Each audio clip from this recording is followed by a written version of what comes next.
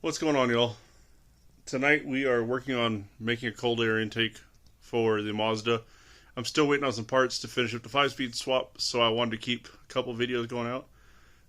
I got a bunch of different couplers, a air filter housing from Spectre. Matter of fact, it's the same one I'm using on Project Gus, so I know it holds up. My buddy Tim Underwood printed a 3D flange for me for the intake. So we're going to mock up some things, we're going to play with some couplings, and we're going to try to make our own style um, intake setup while keeping the air filter inside the engine bay.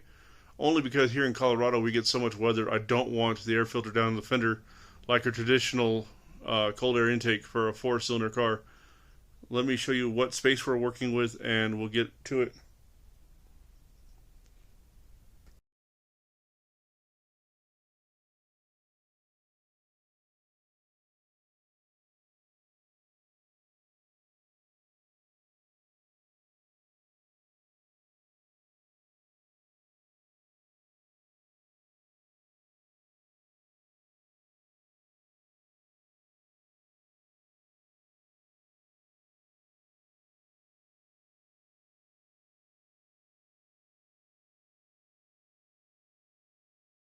So we're starting right here in the inner fender.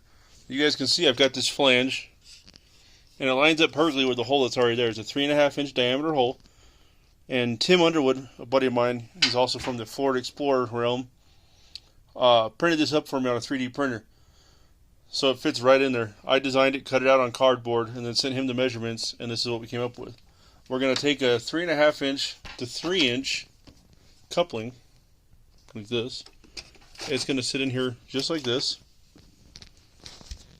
Then we have a Spectre air filter. Now I'm not going to worry about which way this goes on right now, but we will have to worry about it when we actually do final assembly. So that's going to sit in here like this. And I don't know, sorry guys, I'm trying to hold.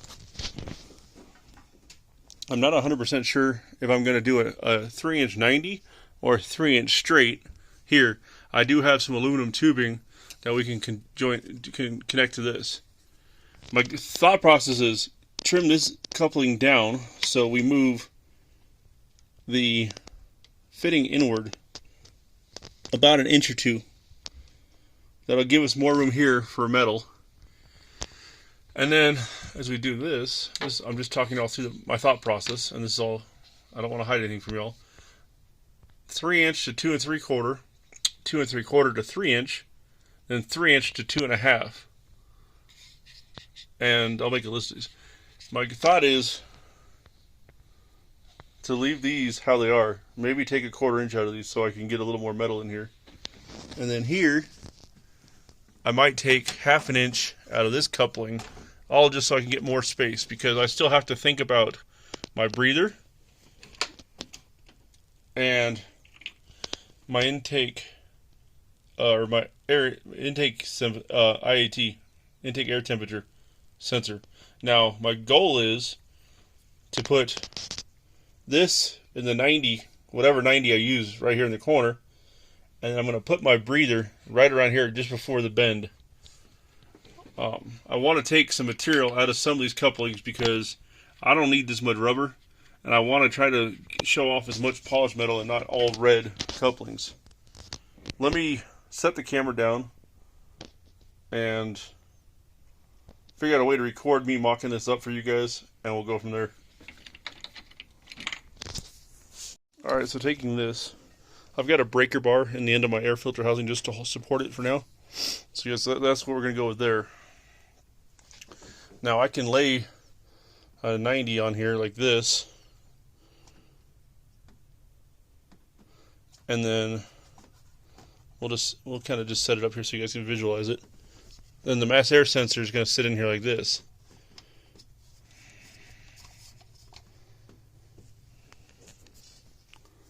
That's my initial idea, but the thing I don't like about this is all the red. I want to break it up. So bear with me here a second as I try to maneuver while holding the camera. I've got a 3-inch 90 piece of pipe, and I know this is gargantuan. It's just so I can cut it down to size. And what I'm thinking is remove this 3-inch 90, trim this coupler down, take an inch off it because it doesn't need to be this big. So we got something like this sitting here, and then we'll sit something like this.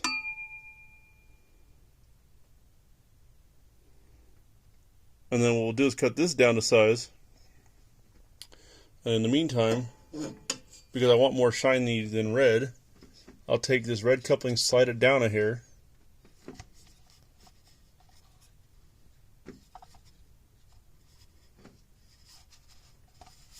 Kind of like that. It won't stay because I don't have a steady mounting point.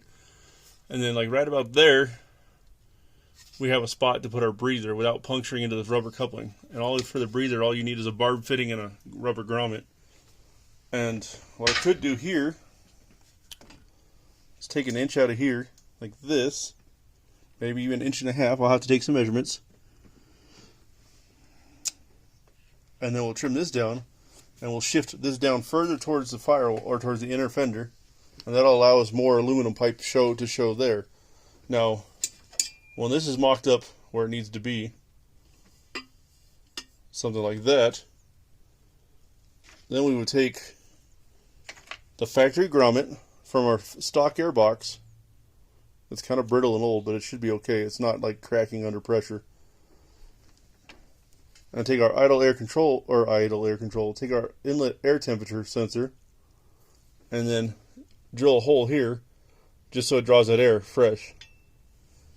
I like this idea of trimming a couple of these couplers, measuring them, cutting them down, and we'll make some room. And then when we get to here, this is a big good enough hole. And I know this is not ideal for drawing cold air. I mean, it's like the factory pretty much. And the reason I'm doing this is my mass air sensor is missing a seal.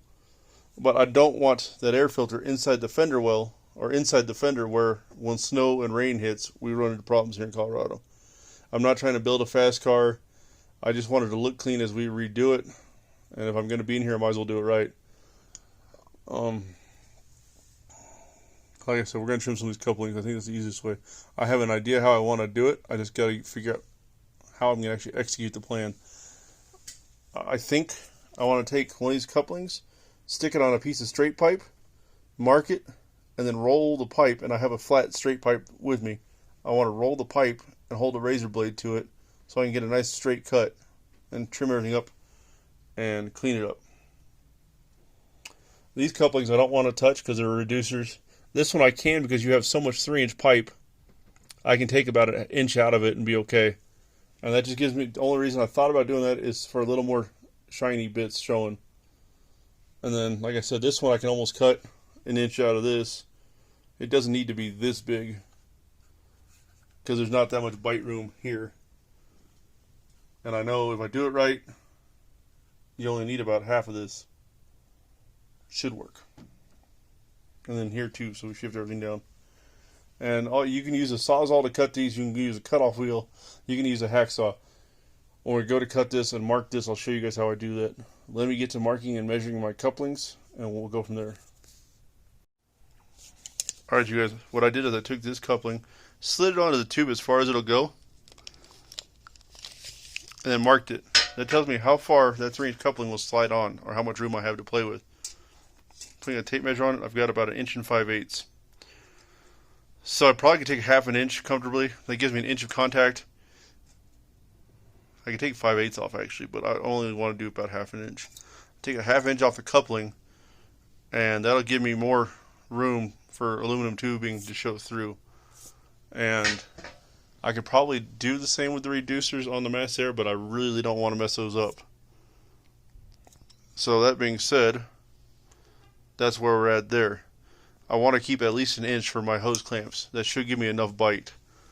Now on this coupling, it's a 3-inch long coupling. Same thing. Probably want to take about 1 inch out of it. Doesn't sound like much, but it's enough to give me.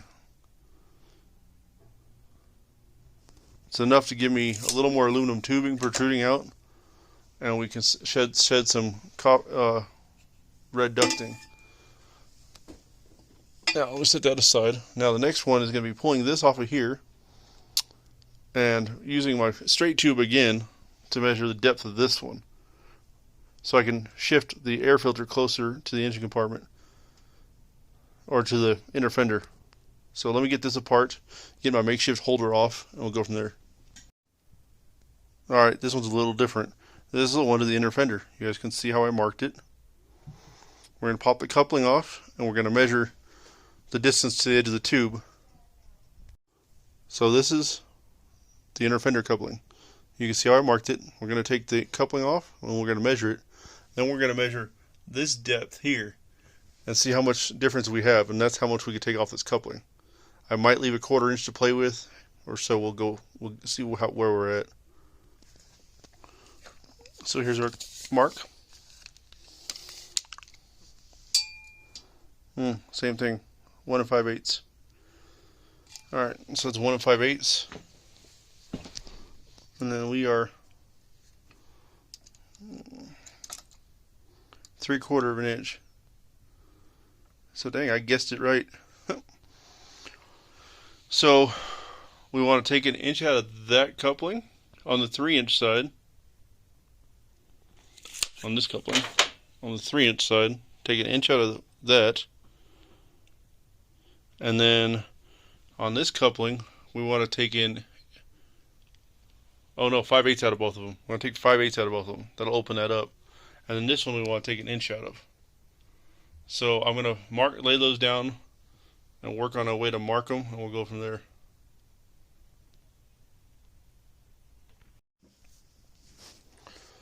So we left these how they were, took 1 inch out of this coupling, took 1 inch out of this coupling, and 1 inch out of this. So we shifted this air housing 1 inch. So the next step is going to be mocking this up in here so we know where to cut it and get it to fit. So my idea is I'm going to take a couple measurements and then try to get it close, because it's a little tricky. Something like this is what we're going for. And this part constantly wants to move because I don't have a good way to hold it up here. So we'll get this sitting, mocked up, marked, and then we'll probably cut it.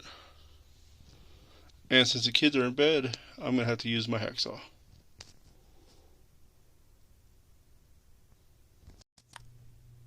So here's the mock-up. I ordered all the wrong size hose clamps for the 3-inch pipe.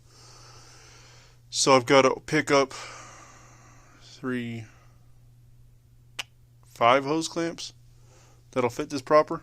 So we'll hose clamp it here. Put 2 hose clamps here, 1 here, and then 1 right here, and 1 up in here. Now my breather tube is going to go right into here. I'm going to put a grommet on it. And then we're going to take the air intake sensor and put it right here like this. In the bend is what I want to do. I don't really care if we see it. It's got to be functional. So that'll sit in here like this. So we'll pick this up on another day. I got to figure out exactly where I want to put this and mark it. And then I'm probably going to put the breather tube up here, kind of at a 45, and it'll be out of this way. So I might have to see if I can find a 90-degree barb that fits the hose I have, and then take it all back out so we can finish up the trans swap, because that's also going on right now. So, oh yeah, we're going to use a step bit here and a step bit up here to drill the breather tubes. So we'll pick this up on another day, and by the time you guys see us, it'll all be one video.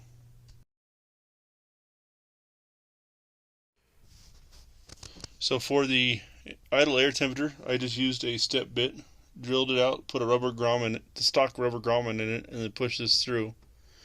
And then here, I did the same thing. I used a step bit with a rubber grommet and pushed a vacuum piece through.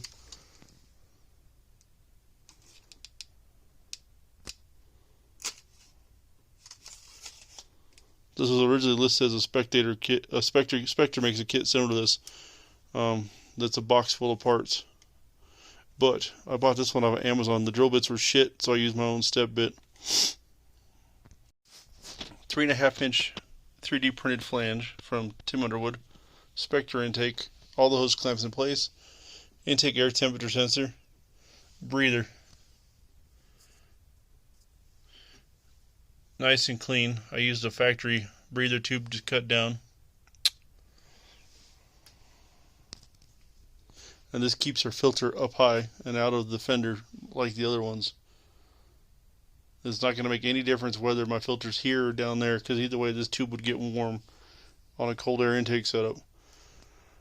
So this is going to conclude how I made my cold air intake. Or should I say my intake tubes. Whatever y'all want to call it. Anyways, thanks for watching. God bless.